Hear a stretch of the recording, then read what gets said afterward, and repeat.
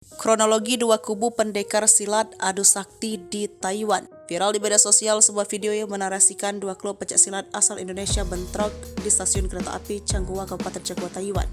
Dalam narasi beredar tersebut, akibat bentrok antara dua klub pencak silat asal Indonesia, satu WNI meninggal dunia, sementara satu orang lainnya kritis.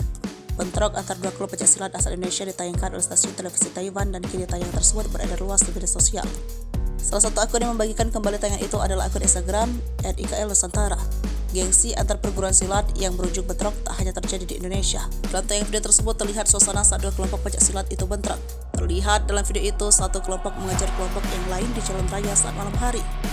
Setelah bentrok, tampak para polisi berhasil menangkap para pelaku serta terlihat beberapa korban yang terluka.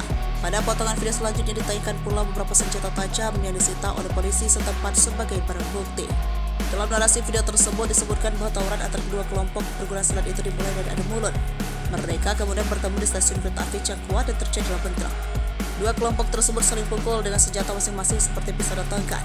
Akibat insiden itu, seorang WNI berusia 32 tahun meninggal dunia akibat luka tusukan, sementara satu lainnya alami luka berat.